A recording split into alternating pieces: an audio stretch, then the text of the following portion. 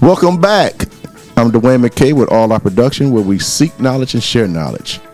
Today we have with us Miss Malaysia Campbell-Leung.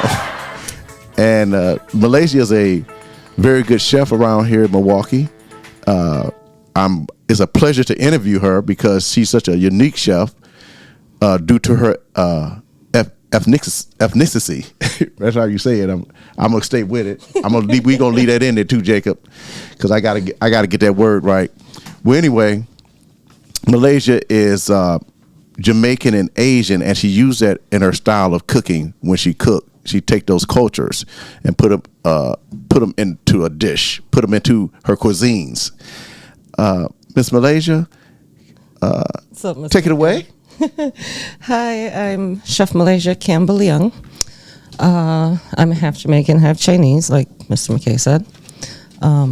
My company's name is Fusion and Spice Catering. I started it back in 2015, and the name came up between a friend and I because of the fact that I'm island and Asian, so we try to come up with something along the spice trade routes from way back in the day where spices were taken from all over Africa, through the Caribbean, through China and everywhere else, and we kind of put them together and came up with Fusion and Spice Catering. So okay, with the fusion spice, okay, when you talk about fusion, give us an example of maybe a fusion dish that you do with the Jamaican and Asian style. Oh, there's quite a lot of dishes you can splice between one or the other. But there's one that I particularly like, and it is my brown stew chicken with my rice and peas. But with that said, I do add in all my Asian spices in that brown stew chicken, which is why mine tastes so much different and better than most. Well, so instead of adding just the regular brown stew browning that we usually use, I go ahead and I use like Chinese 5-spice, star anise. So basically just use up all Asian seasonings along with some Jamaican ones in there. And I know that's one of our crowd favorites when you make it too. Yes, it is. And also that coconut rice you make. Yep, rice and peas. Rice and peas. Well, I've been knowing Malaysia for a long time, so I know a lot of her dishes. I know a lot of people enjoy them. She's a very unique and talented chef. Malaysia, so you grew up in Jamaica for a time, for a little small in your childhood, and you've been cooking at the age of how old were you when you started cooking? I was about 6 years old. My mom had a stroke at the time, and I was the only one at home, so I had to cook. And you said you grew up vegetarian from the age from. Yeah, for a long time I was a vegetarian. Part of my family's Jewish. So we weren't allowed to eat any form of meat or cook meats in the house or go out for meat or anything at all. So we stayed on a vegetarian diet for quite a long, long time. When I got to about 23 years old, I finally had my taste of bacon and never went back. So you became a carnivore there, right? Oh, yes. Okay. So you had that. So at the age of 13, you came to the States, and then. No, I went to live in Europe for a while. You went to live, okay. Yeah, so I lived in Holland, Zundert, Holland for quite a while. I grew up, spent my teenage years there, went to preparatory school there, came back, went to Jamaica, got married. I went to University of the West Indies, got a culinary degree there. Then I went to Air Transit Association where I got a degree there as well. So I have a degree in customer service, airline customer service, and culinary arts. Then I came here to America, and since I've been here, I went back to school again for another culinary degree. Okay, I want to bring up all the cultures because you went to Europe. What dish do you remember that you make here now that you learned in Europe? There's a lot of. I learned to make cheese. How to make cheese? Yes. Well, in Holland we eat a lot of cheese. But also, even though where I lived in Holland in Zundert, there's not a lot of different races there. Mm-hmm. People tend to eat a lot of eggs there too, and I'm allergic, so I always had to pretty much just make my own food when I was there. The German side of the foods that I usually have to cook, I would do those just because my ex-husband was German American. Okay. And so I learned to cook a lot of German foods just because of that. A lot of Polish food, a lot of cabbage, a lot of potatoes. Mm. So we had a pleasure of Malaysia in our kitchen just a few minutes ago, or a few moments ago, and she made a dish, and she's going to explain this dish while we show it. And Malaysia, tell us the name of the dish. Jacob, our technician, is going to show the dish as we flown along. And what inspired you to do this dish, and where did you learn it from, or did you get it from somewhere?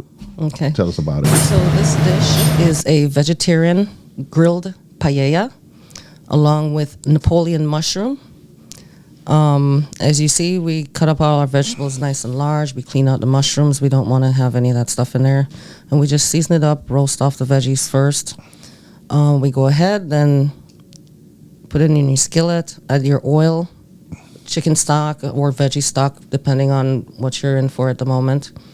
Here we are now. We're chopping up the rest of the vegetables. Now these vegetables are going in the paella. So there's some ginger, there's some garlic, there's some shallots, there's red onions. There's a lot of stuff. So here we are. We're putting a little oil at our rice. What kind of rice is that? That's a paella rice. And why is it's a short grain. What do paella mean? What does that mean? Paella is a Latin dish. So it's usually a dish that a lot of people cook when they live near the water. So it's usually mixed with seafood, shellfish, and chicken, beef, pork. So since my technician is vegetarian, you want to make that for us. Correct. Okay. So today I decided to make it as a vegetarian dish without adding anything at all. Now, if you notice, as we're going here, this is pretty much not just vegetarian, it's also vegan. So we're going to change it from vegan by adding one simple ingredient to it, and that changes the whole dish. Plus the cheese. Correct. If you omit this step right here, if you omit the heavy cream and add coconut milk to it, it's completely vegan. And with the cheese, you don't have to use fresh mozzarella cheese. You can go ahead and use a vegan cheese. So you can either use a pistachio cheese or whichever one that you would like. Okay. If you can see that me and my Jacob enjoyed the dish, it was very delicious. Thank you.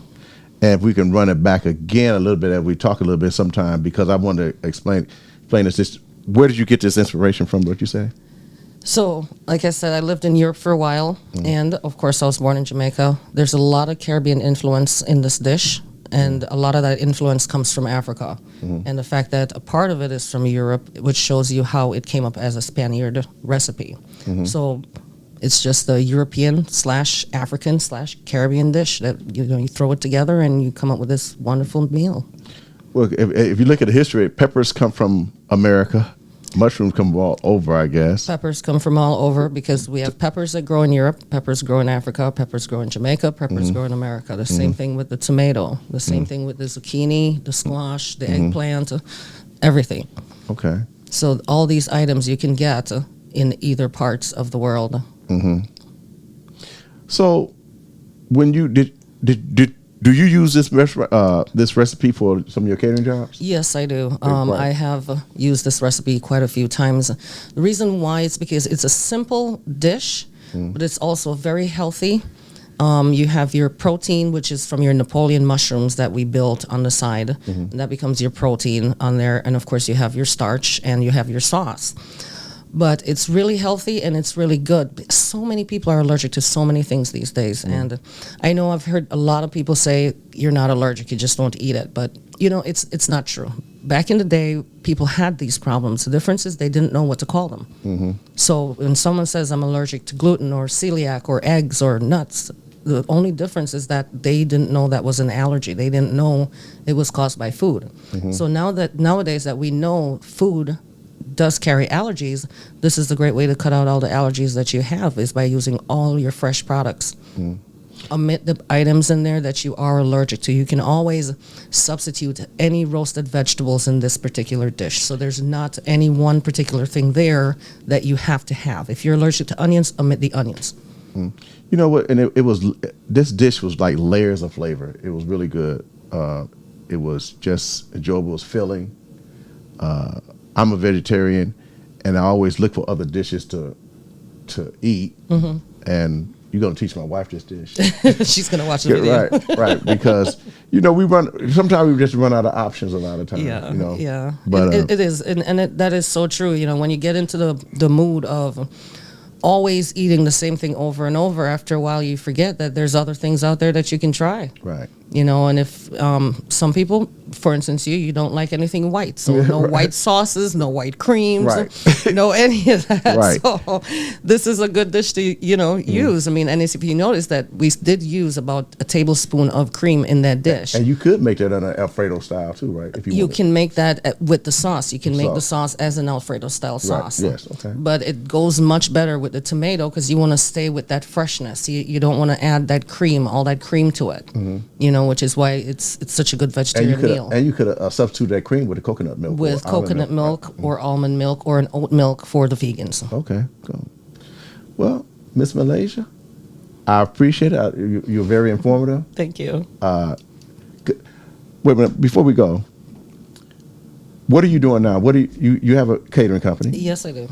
And it's called Fusion and Spice. Fusion and Spice Catering. I'm located in Northwest Milwaukee. So we cater to the in and outsides of Milwaukee. So we will drive pretty far to get our jobs done. Good. Well, that's what I want to get out there. I'm glad you came. I'm glad you come and shared your talent with us and that delicious meal. Thank you for having me. And also to everyone out there, Fusion and Spice Cuisine, we do specialize in international cuisine, as it says in the name. So we do not just do regional American, North American, or Asian cooking. We do all different types of food, all different types, all different styles. So if you guys are looking for something different and you have an event that you want to be catered, go ahead and give us a call. We are located online. You can find us on YouTube. You can find us on Google, Facebook, and you can also find us on LinkedIn. So thank you. Thank you very much. Thank you, Malaysia. You're welcome. Again, this is All Our Production, where we seek knowledge and share knowledge.